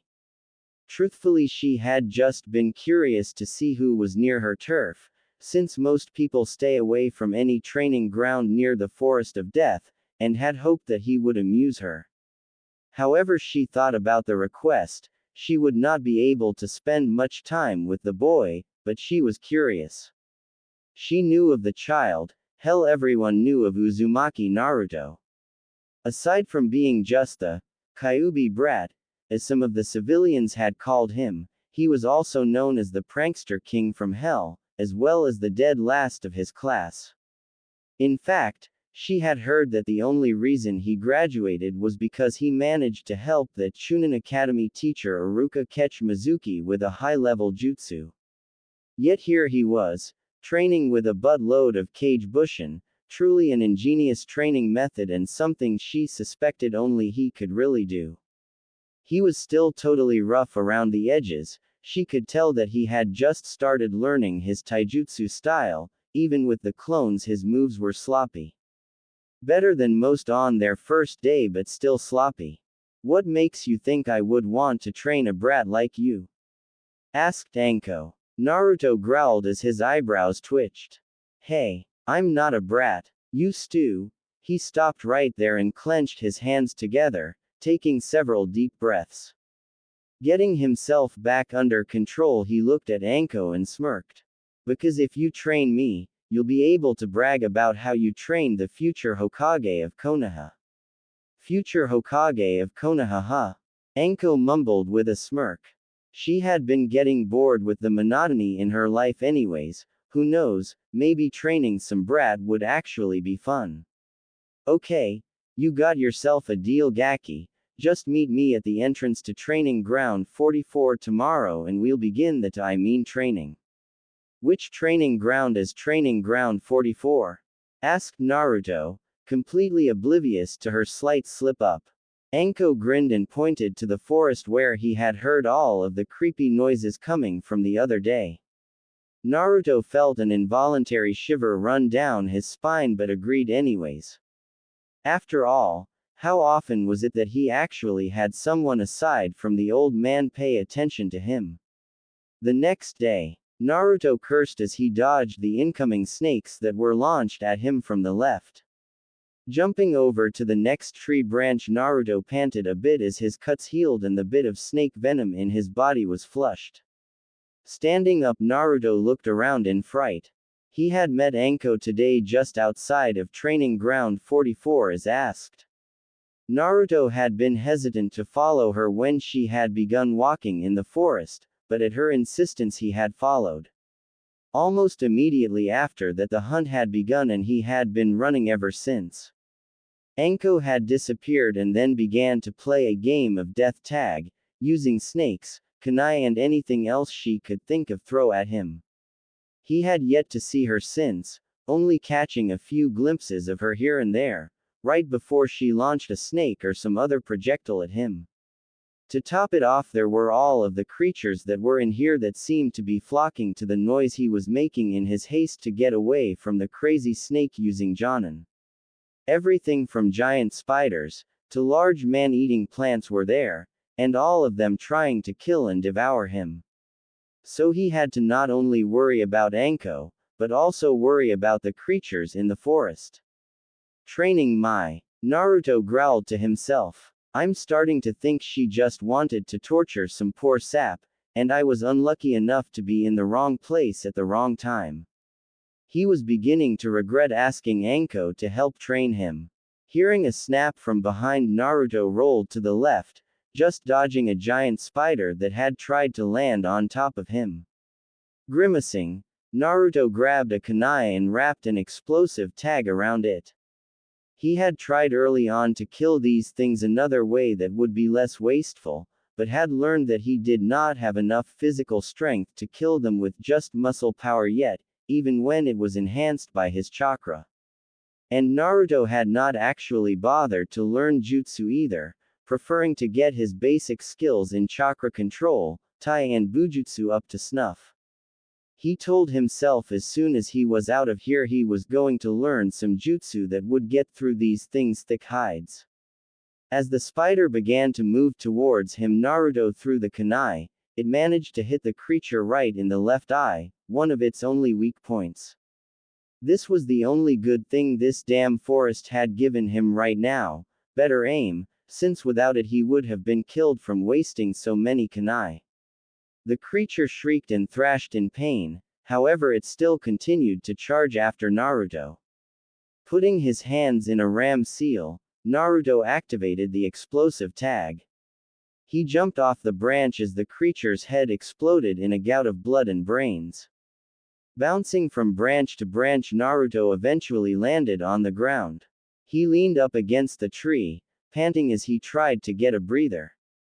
Before he could, however, several kunai came at him from above. Naruto pulled out his own kunai and deflected some away from him as he rolled across the floor. Coming up on his feet, Naruto's eyes widened as Anko swooped down on him like some kind of bird of prey. He dodged her first kunai slash, jumping back as he tossed his own kunai at her. Anko merely caught and threw it back twice as fast. Naruto was able to dodge the attack but was not fast enough to dodge it entirely and ended up getting a nick on his left arm. Deciding to test his taijutsu, Naruto ran towards Anko. He ignored the fear that welled up inside of him when he saw her grin. Anko flicked out her hands and shouted, "Sanejishu, hidden shadow snake." Several snakes were launched from her sleeves. She had used this jutsu enough in the time he had been running from her that Naruto had come to expect it and dodged to the right. What he did not expected was for the snakes to change in mid-direction, coming at him from behind and wrapping tightly around him. Charging at an opponent who is clearly superior to you is just stupid, Anko said with a large grin on her face. She had actually had fun today. Naruto winced as his bones compressed. Yeah, I kind of figured that, but at the moment I don't have many jutsu to use. Kage Bunshin, Henge, Kariwimi and my own Waroke no jutsu, and that's it. None of those can be used for long-range attacks, and you're too fast for me to track to even think of using my kunai. Anko nodded. This is true, but you should have taken the time to think ahead and set up some traps or something instead. It's kind of hard to do that when you're busy fighting for your life, Naruto deadpanned as Anko's snakes disappeared in a puff of smoke. Anko rubbed the back of her head. Yeah, I suppose it is, huh? Naruto's eyebrow twitched. But then again, in real life, you're going to have to think quickly or you'll get yourself and others killed in the field. Naruto winced as he rubbed his sore ribs. Yeah, I know. Now then, Anko rubbed her hands together. Since I was kind enough to help you train, you're going to buy me some dango. What? Naruto asked, thinking he hadn't heard her clearly. Yep.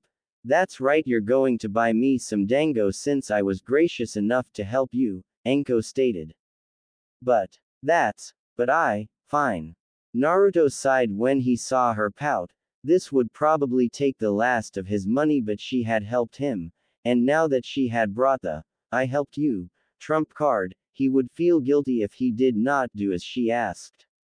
Where are we going? He held his head down as he mourned the coming loss of his money. Anko smirked as she grabbed Naruto and began dragging him to her favorite dango stand. Ah, that was good, Anko said, patting her satisfied stomach. She had taken him to the place she usually got dango from, and like she had commanded, he had paid for her meal. Of 14 plates of dango. Naruto was actually unsure whether to be shocked or impressed that this woman seemed capable of eating almost as much as he could. Glad you liked it, Naruto said dryly, listening to his stomach gurgle a bit. Anko blinked as she too heard the sound. If you're so hungry, why didn't you eat as well?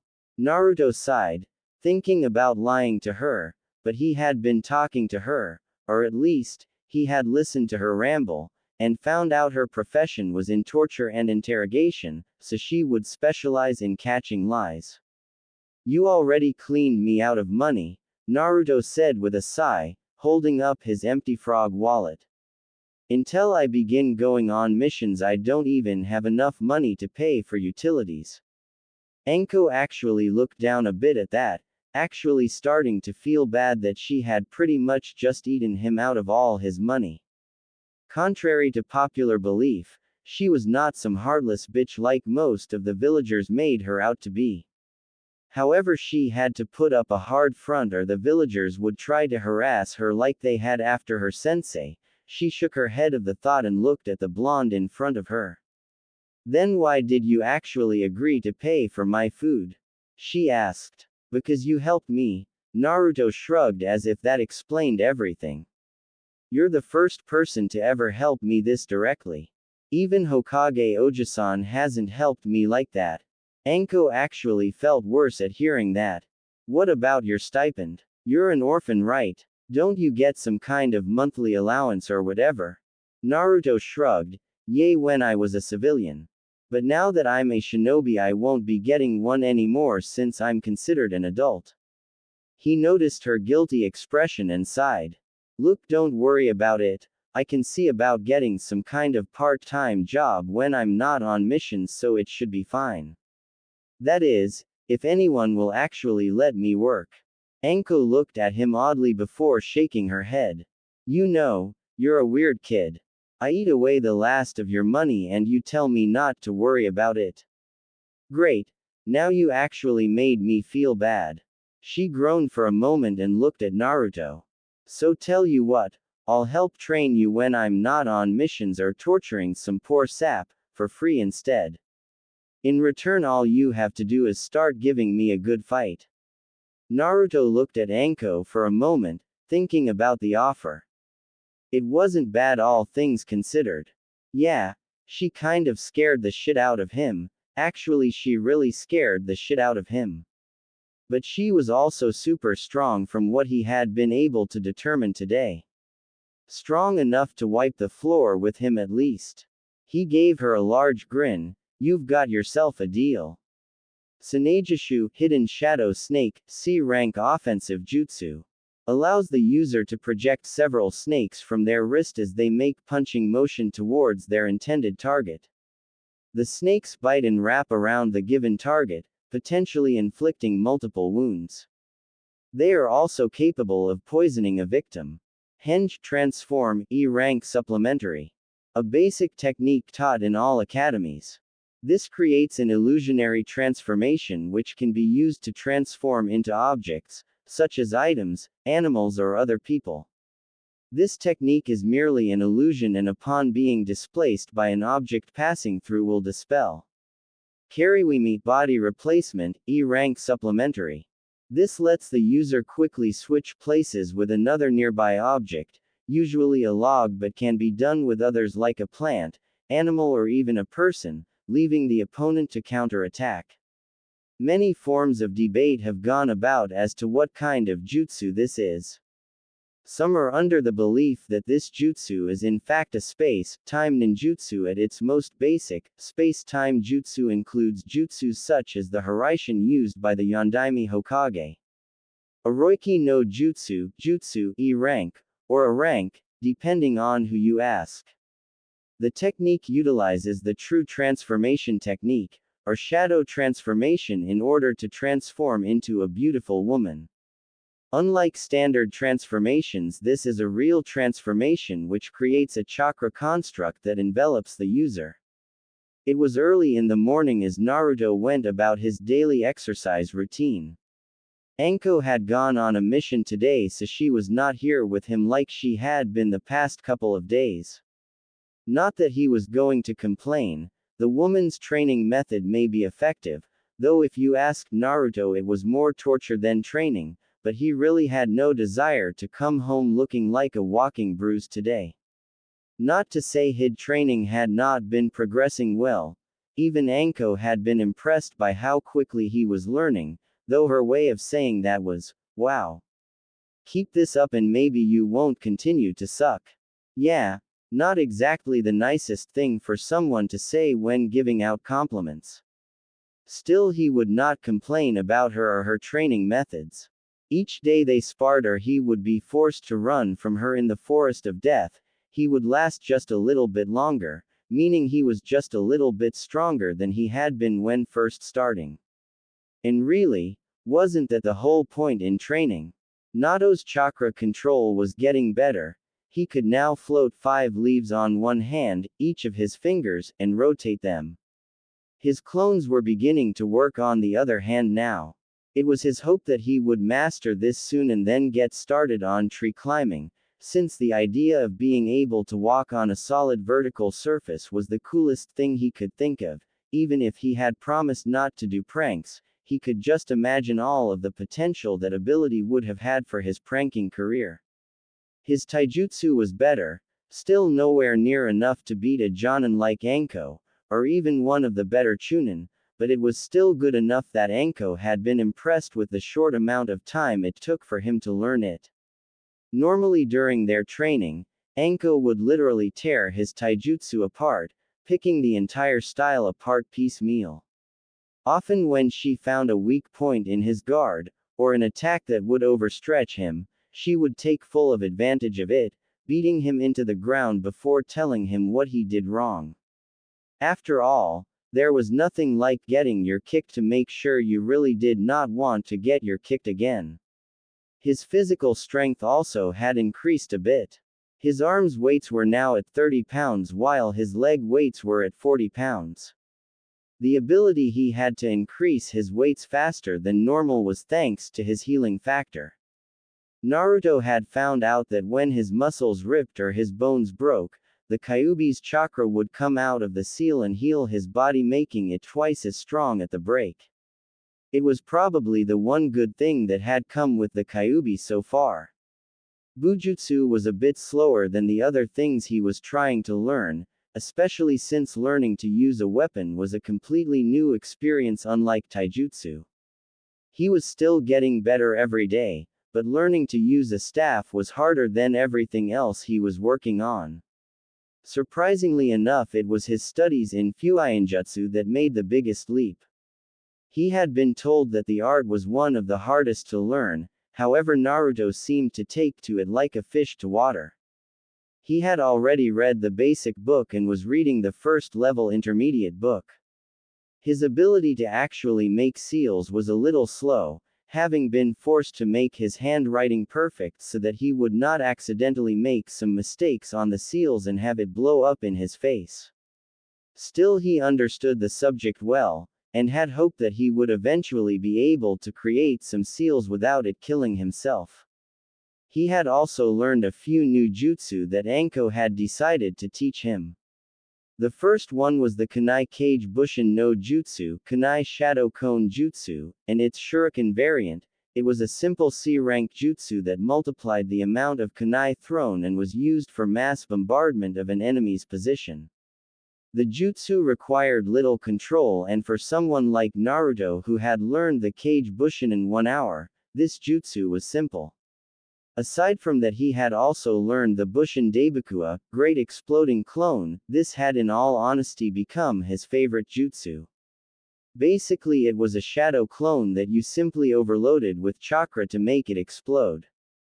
The key to doing this was to send a large dose of chakra to the clone in one go, rather than gradually building chakra in it like when he created reinforced clones.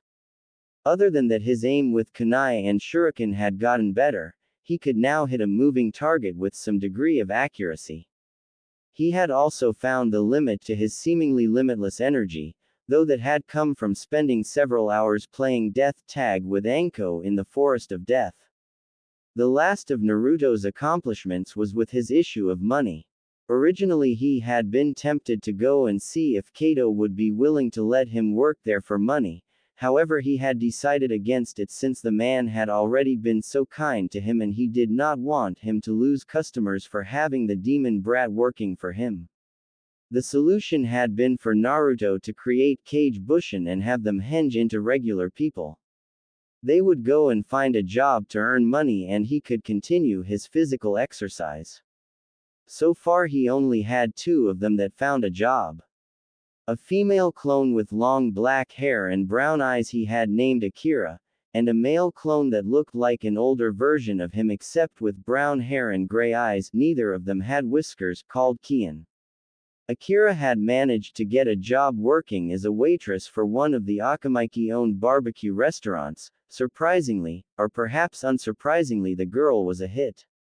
Of course, Naruto had learned from Anko that appeal goes a long way towards being popular, with guys at least, and since Akira was basically just his Waroku no Jutsu with some minor altercations, different colored hair, eyes and wore clothes. She was very, very popular. His other clone had gotten a job working as a clerk for a grocery store. Of course he knew there would be a problem with the two clones later on. Eventually Naruto would be forced to leave Konoha for missions. When that happened he would not be able to make his clones to do their jobs. But he was trying to work on a solution for that, and had even already thought of a possible answer. But it would have to wait until he got better at Fuinjutsu. Looking up at the sun as he finished his daily routine, Naruto realized it was time to get back home. Today was his last day to exercise before getting his Jonin sensei assigned. Tomorrow was Sunday and he had decided to get some rest. After all, the body, even his body needed rest in order to keep from burning out. Naruto ordered his clones to dispel in groups before heading back to his apartment. The next morning Naruto got up and started getting ready for the day. After getting showered and dressed Naruto moved into the kitchen where one of his Kage Bushin was trying to make, breakfast. Naruto had decided to change his diet to a more healthy food than just ramen, having read that he needed to have more balanced and nutritious meals if he wanted to get taller, something he was desperate to do, even desperate enough that he would stop eating just ramen to do it. His clones had only recently started cooking, so nothing they made tasted all that good. But at least they hadn't burned the house down yet, so Naruto was counting his blessings. After eating his meal Naruto left the house, locking the door before leaving. Hopping onto the roof of his building, the blonde made his way towards the Hokage Tower where he would get his ninja registration and photo ID. Naruto smiled as he made his way towards the academy so he could present his photo and registration to the Hokage. Walking in the door where the old man was, Naruto greeted him in the way that only Naruto could. He slammed the door open and shouted, "Yo Oji-san. I've got my registration." Sarutobi smiled as he looked up. "Ah, Naruto, how?" Sarutobi trailed off as he looked over at Naruto. He blinked as he took in the change of clothes that the blonde was wearing. The orange jumpsuit the blonde had was gone. In fact, Sarutobi could not see anything other than the large cloak that the boy was wearing since it went all the way down to his ankles. He had only managed to catch a small glimpse before Naruto had moved his hand away from the door, but what he had seen was infinitely better than that orange jumpsuit he used to wear. The boy actually looked like a real shinobi with that outfit. It was surprising actually. He had not seen Naruto since the incident. In fact, no one seemed to have seen him since then. It had actually caused a bit of commotion among the villagers who had feared some kind of grand prank from the prankster king. Sarutobi himself had been concerned that the boy may have had some trouble coping with the new knowledge that he held the Kyuubi. However, it seemed as if he had been worried over nothing. Shaking himself from his thoughts, Sarutobi offered the boy he thought of as his grandson a smile. "Well, this is certainly a surprise, Naruto-kun, though I am glad you took my advice. I like the new look, you look like a true shinobi." Naruto blushed a bit in embarrassment. "You think so? Well, I thought if I was going to be a real ninja, I should change into something that made me look a little more ninja-ish." Sarutobi chuckled a bit. "Indeed, I take it you are here to give me your registration." Naruto nodded as he gave the old man a grin. "Yep." Walking up, he handed Sarutobi his ninja ID and registration. Naruto moved over to one of the seats and waited for Sarutobi to approve it. After a few moments of studying the information and picture, Sarutobi nodded.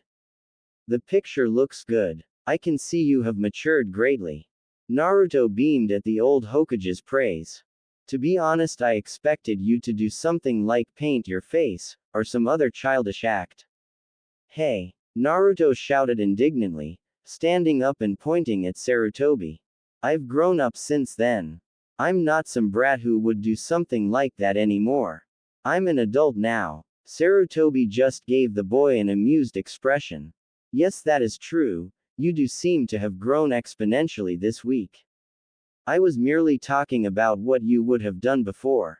Naruto calmed down slightly at that and gained a sheepish expression. He probably would have done something like that before. Well, I suppose you're right. Sarutobi smiled before remembering something. I forgot to mention something important the night of the incident, Naruto. Sarutobi began, catching the blonde genin's attention.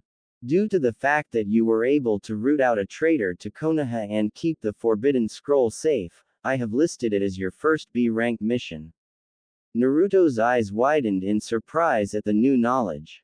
So I want you to come to my office later today so you can receive your mission pay. Really? Naruto asked. At Sarutobi's nod he pumped his fist in the air. That's awesome. My first B-rank mission and I only just started as a genin. I'll be Hokage in no time with this kind of track record. Sarutobi just chuckled at the overenthusiastic blonde. I am sure you will, Naruto. Speaking of Hokage, you might as well give me that hat right now, Oji-san. Seeing as how I beat you that night. Naruto said with a grin. Sarutobi blushed a bit, remembering just how he had been beaten. I am afraid that did not actually constitute as a fight, Naruto-kun, the old Hokage replied smartly. Therefore I can't actually give you my hat. Oh, Naruto asked with a devious smirk on his face. So if I were to beat you now, would you? Maybe you need a little reinforcement of just how badly you lost. Sarutobi paled as he saw the blonde putting up a familiar hand sign. Naruto, wait, don't. Waroke number jutsu. A cloud of smoke covered Naruto, and when it cleared enough to see, it was no longer Naruto that Sarutobi was looking at. He was now staring at young blonde woman who looked to be about 18 years old. She had long blonde hair that was done up in two pigtails which traveled down to her butt. Her face was heart-shaped and lightly tanned, and she had a set of sky-blue eyes that held an alluring quality to them. She had a small nose, and on either side of her nose were three symmetrical whisker marks that seemed to add an exotic quality to her. Her lips were a light, moist pink that contrasted a bit with her skin and gave her a pouty and seductive expression. Her body was what one could only describe as perfection.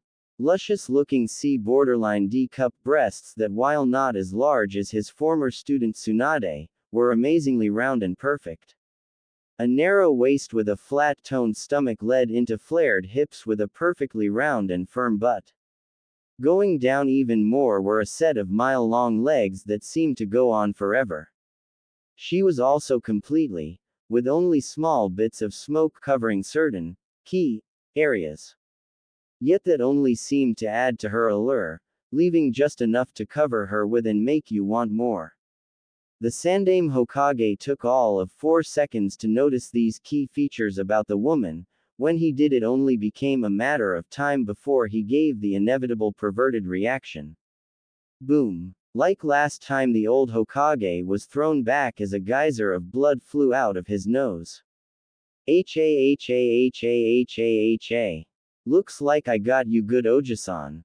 Naruto shouted as he turned back into himself with a puff of smoke and held his stomach while trying not to fall on the floor. A few seconds later, Sarutobi managed to pull himself back up and set himself in his chair, dabbing his nose with a tissue. That jutsu again. I must admit it's very clever, but very dangerous. I'm going to have to list it as a kinjutsu. Naruto blinked as he looked over at the old man. So you're going to make this a forbidden technique? Sarutobi nodded. It seems much too dangerous to be placed in the wrong hands.